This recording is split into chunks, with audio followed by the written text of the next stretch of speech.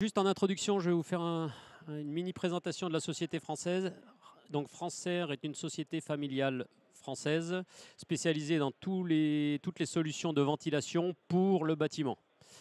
Donc au sein de cette société, moi je représente toute la partie habitat et je vais vous présenter aujourd'hui un produit innovant qui s'appelle Soraya, qui est une évolution d'un produit qui est né chez nous il y a une dizaine d'années.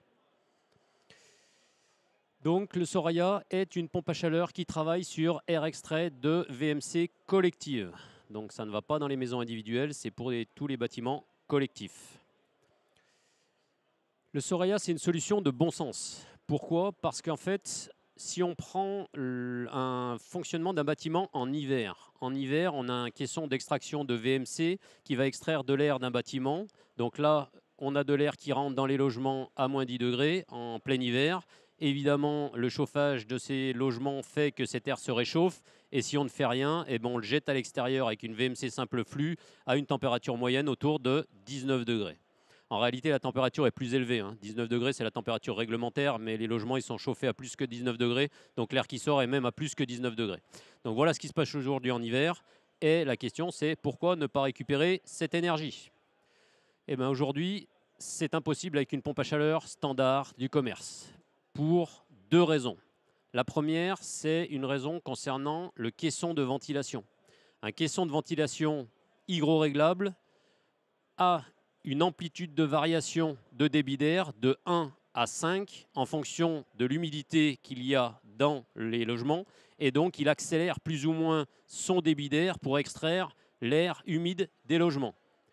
Et de l'autre côté, on a des pompes à chaleur qui, quand elles ne fonctionnent pas, zéro débit d'air. Et quand elles fonctionnent avec un débit d'air 100%. Mais on ne peut pas marier les deux. Puisque si je laisse la pompe à chaleur sur l'extraction de VMC, je vais aspirer trop d'air des logements, ça va être très inconfortable, on va surconsommer.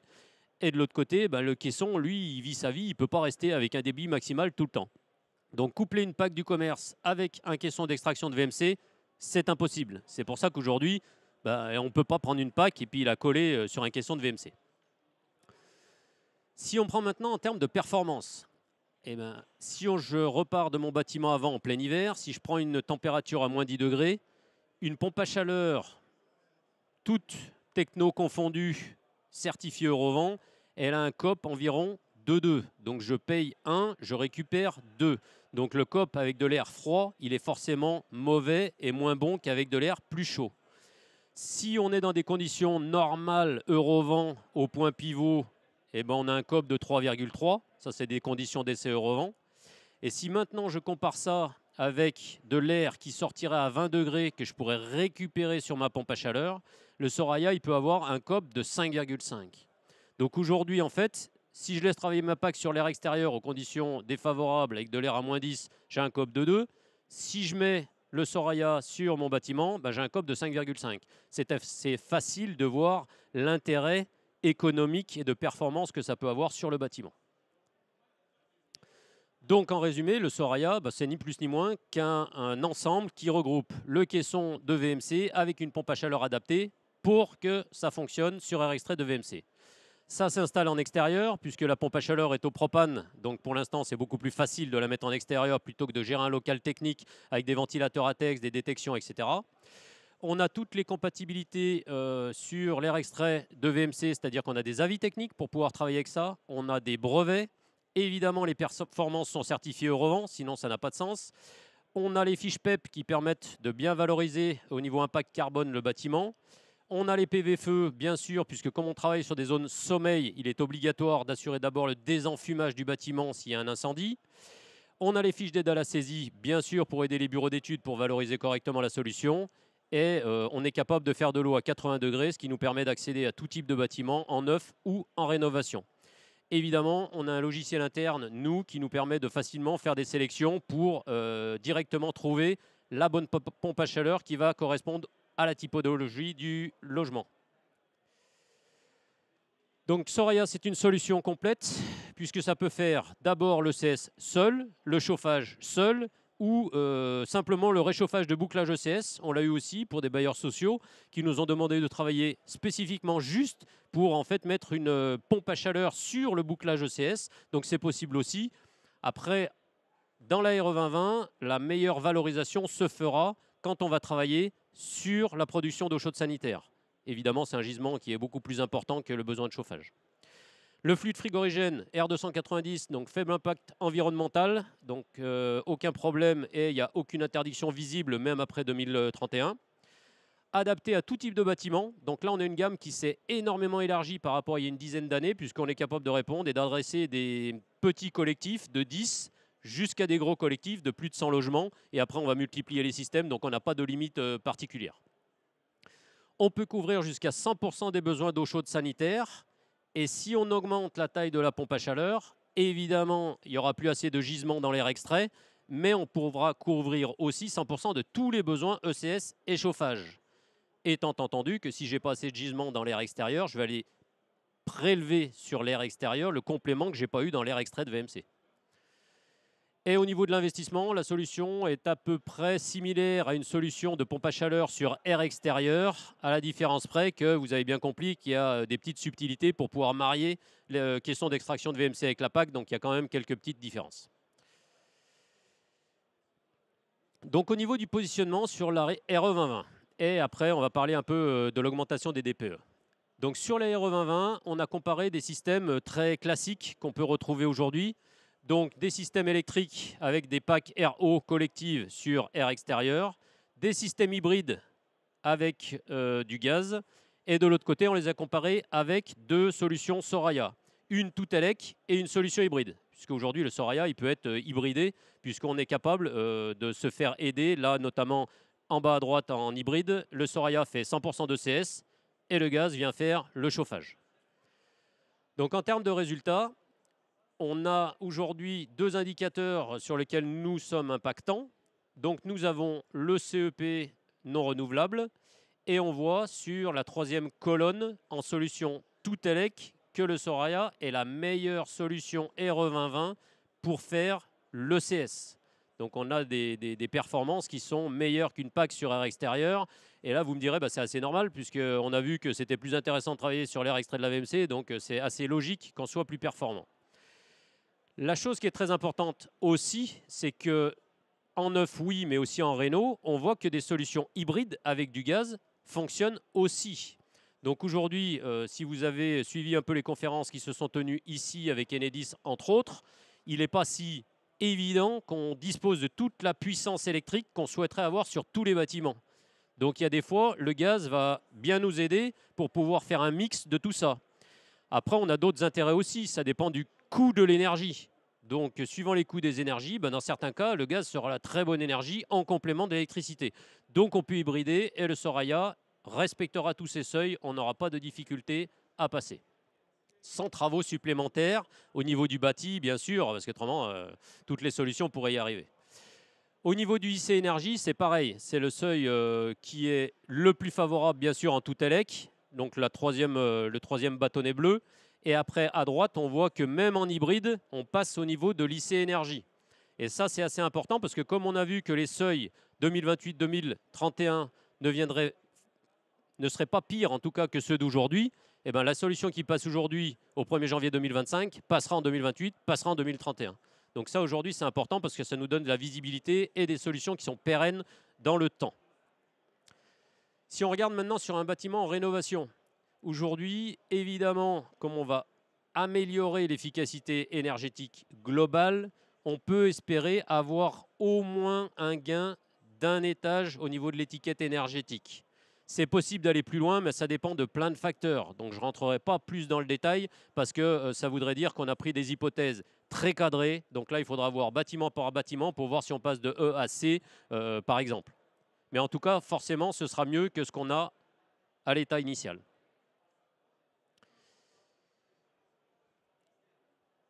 Au niveau de l'historique, je vous fais un résumé rapide. C'est une solution qui est née chez Francaire il y a plus d'une dizaine d'années. Et on a commercialisé le premier Soraya en 2014. Mais il y a eu plein d'évolutions par rapport à ça. Et on a pas rénové tout de suite quand est arrivé la RE 2020 parce qu'on voulait voir en fait tous les seuils et ce qui était dedans. Le Soraya d'origine avait un fluide frigorigène, le R407C, qui est aujourd'hui interdit. Donc de toute façon, c'était soit on arrêtait, soit on était obligé de rénover le produit. Donc c'est ce qu'on a fait. Donc on a complètement relooké le produit et on a complètement collé aux nouveaux enjeux qui sont devant nous. Donc le lancement commercial du nouveau Soraya, c'est 1er mars 2025. Donc vous êtes au bon endroit au bon moment. Ça, c'est 3 exemples que l'on a sur des réalisations. On peut travailler en neuf, en réno ou en réhabilitation. Donc ça, c'est un projet qui a eu lieu à Lyon, où en fait, il y avait 349 logements, donc gros collectif, avec des très grosses chaufferies qu'il y avait derrière. Et là, la volonté du maître d'ouvrage était bien sûr de faire baisser les charges des occupants. C'était sa première préoccupation. Donc là, on a installé sur ce bâtiment 15 petits Soraya, parce qu'en fait, c'était beaucoup plus facile au niveau des extracteurs de VMC d'aller capter là où l'air chaud il sortait et descendre hydrauliquement tout ça dans la chaufferie où il y avait les grosses chaudières.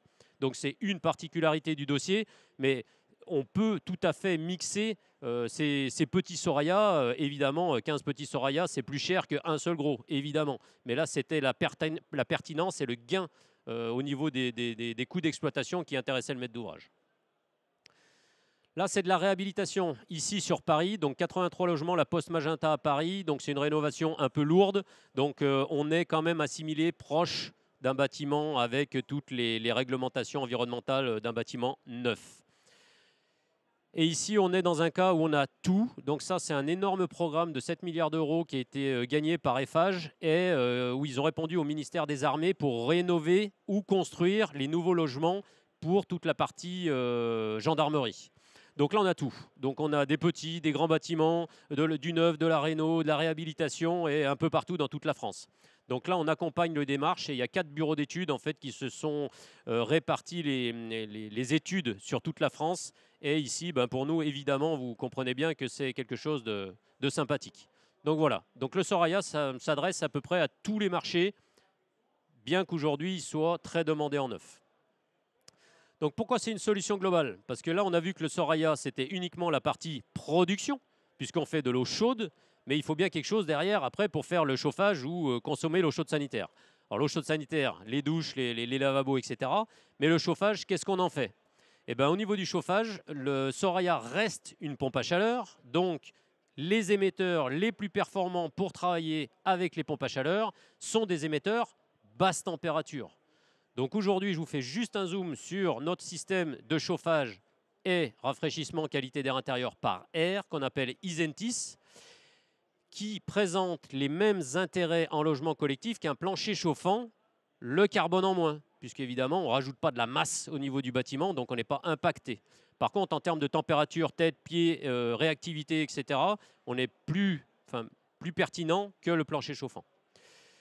Donc sur le chauffage par air, aujourd'hui, on a 2 engagements qui sont majeurs. La diffusion d'air, on garantit que vous ne sentirez rien en chauffage, en rafraîchissement, parce qu'autrement, c'est de l'inconfort. Donc aujourd'hui, par rapport à tout ce que vous avez pu connaître en hôtellerie, dans vos bureaux ou que sais-je, on a une solution qui est très pertinente en point de vue diffusion d'air. Je rappelle que France Air, c'est quand même un de nos métiers premiers à la diffusion d'air, donc ça aurait été dommage qu'on loupe l'exercice. Et le deuxième, c'est l'acoustique. Aujourd'hui, vous n'aurez 0 niveau sonore. Donc là, je peux vous parler des 25 dBA dans les chambres, des 30 dB dans le salon.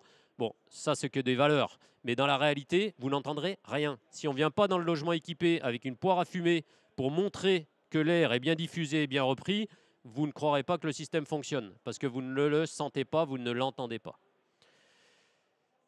Évidemment, on a toutes les fiches PEP qui vont bien, les fiches d'aide à la saisie, parce qu'autrement, c'est compliqué aujourd'hui en neuf. Et aujourd'hui, la température d'alimentation de ce vecteur air, aujourd'hui, un plancher chauffant, la température de production au départ des chaudières ou des packs, elle est de l'ordre de 40 degrés. Nous, on demande 45 degrés. Donc, on a 5 degrés d'écart, mais on est quasiment similaire en termes de COP sur la performance. Mais couplé à tout type de pompe à chaleur, Soraya évidemment, c'est une solution très pertinente. Évidemment, on est en système multizone, parce que ceux qui ont pu connaître les anciens systèmes AR, notamment dans les logements, c'était des systèmes monozones. Donc il y avait un thermostat central et tout l'appartement était à peu près à la même température, ça se distribuait à peu près comme ça pouvait. Là, c'est fini. Chaque pièce a son thermostat et on pilote les températures pièce par pièce. Évidemment, c'est un système domotique. Donc, on utilise tout l'univers Deltador et ça vous permet de gérer aussi d'autres choses dont vous pourriez avoir besoin dans le logement. Les ouvertures des volets roulants, l'éclairage, la mise en route, l'arrêt à distance, les changements de température, enfin ce que vous voulez. On a deux systèmes. Un système qui se pose de manière traditionnelle, gainable, en faux plafond, et un système tout en bas à droite qui s'intègre dans des placards techniques. Ça, ce sont des nouveautés sur lesquelles on a des brevets aussi. Et là, vous avez une solution complètement intégrée, jolie, toute packagée. Donc ça, c'est des solutions qui sont très attendues. On n'est pas dans le primo-accédant en bas à droite, hein. On est dans des choses qui sont un peu plus sympathiques en termes de prestations offertes à l'acquéreur. Donc voilà à peu près un synoptype de comment ça fonctionne. Donc on a simulé tout en haut à gauche une pompe à chaleur d'une manière générale, puisqu'aujourd'hui chez Francaire on a aussi toute une gamme de pompes à chaleur. La pompe à chaleur fait le CS, ce qu'on voit descendre en bas, et part en distribution de chauffage à l'horizontale à droite. On a tout un suivi et un accompagnement de chantier, puisqu'aujourd'hui, c'est ce que nous demandent les maîtres d'ouvrage. Donc aujourd'hui, nous sommes leurs yeux et leurs oreilles. On passe autant que nécessaire sur les chantiers pour faire en sorte que tout le monde ait la bonne info et surtout que tous les lots techniques discutent bien entre eux pour que la pose soit, si possible, de manière parfaite et qu'à la mise en service, on n'ait plus qu'à tranquillement se promener et ça laisse le promoteur se concentrer sur d'autres points qui n'auraient pas été parfaitement achevés au niveau des logements. Donc Isentis, en fait, pour nous, c'est le confort intérieur. Donc aujourd'hui, on a travaillé tous les types de confort que vous pourriez trouver en logement. Donc on a parlé de la sensation de flux d'air, des niveaux sonores. Évidemment, c'est une solution environnementale. Le design, qui est un des 3 piliers de Francaire aussi, est très important. On fait de l'épuration d'air. Donc aujourd'hui, comme on a un système à air, même s'il n'y a pas besoin de chauffage ou de rafraîchissement, vous pouvez gérer de l'épuration d'air comme si vous aviez le petit épurateur de la marque très connue que vous promenez d'une pièce à l'autre. Et bien là, c'est pareil. On va filtrer tout ce qui est particulaire. Donc, particules fines, pollen, pas les COV. Les COV ou les polluants chimiques, c'est autre chose. Ce serait trop cher de les traiter avec des charbons actifs, par exemple. Mais en tout cas, tout ce qui est pollen ou allergène, on va pouvoir les traiter. Donc, en conclusion, le Soraya, compatible avec tous les seuils 2025-2028, donc aucun problème pour avancer et travailler sur des solutions dans les années à venir. Et pour la Renault, eh ben, des gains d'étiquette énergétique. Donc voilà aujourd'hui la promesse du Soraya. On a regroupé sur une plaquette commerciale qui est présente sur notre site internet l'ensemble des arguments regroupés autour de ce produit. Donc vous pouvez aller la télécharger, elle sera en accès, elle est déjà en accès de toute façon, et vous retrouvez tout ça. On a au dos de la plaquette aussi pour les bureaux d'études un mini guide de prédimensionnement pour les aider à tout de suite aller cibler à peu près les tailles de produits. Mais après, comme souvent ils ont besoin d'un prix pour savoir à peu près ce qu'il en est, ils reviennent assez rapidement vers nous. Et on a une équipe qui est dédiée pour eux. Donc là, ils ont des lignes directes, ils ont toutes les équipes compétentes pour vous accompagner, même en concours. Quand vous avez juste le nom et le type de logement, quelle que soit l'application, hein, résidence senior, logement étudiant, etc., nous, on va tout de suite vous faire un prédimensionnement technique et prix de la solution. J'en ai terminé de manière rapide, comme ça peut laisser la place à des questions pour ceux qui ont des questions.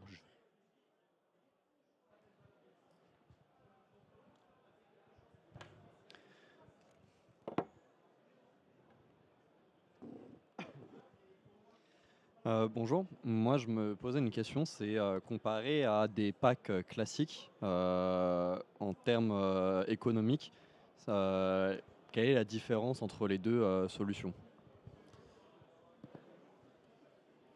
Si je prends l'ensemble global de production, c'est-à-dire que je considère qu'on va faire l'ECS et le chauffage. J'englobe la totalité pour ne pas me focuser uniquement sur une partie de la problématique ou de la production. Vous allez avoir un surcoût qui va être pour la production de l'ordre de 10%, qui est la complexité qu'on a à faire fonctionner un caisson de VMC, notamment hygroréglable, avec une pompe à chaleur. Donc l'astuce et toute la partie brevetée en fait, du système, ça représente à peu près 10% maximum de la solution. Après, si on travaille sur un 140 logements, ça va être ridicule. La plus-value, elle va être de quelques pourcents, Si on travaille sur un 10 logements, là, ça va être beaucoup plus cher parce que forcément, on est sur un tout petit programme. Donc, l'intérêt, il est moindre sur un 10 logements que sur un 100 logements.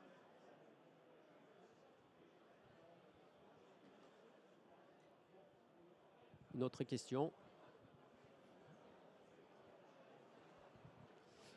Oui, bonjour. Merci pour la présentation.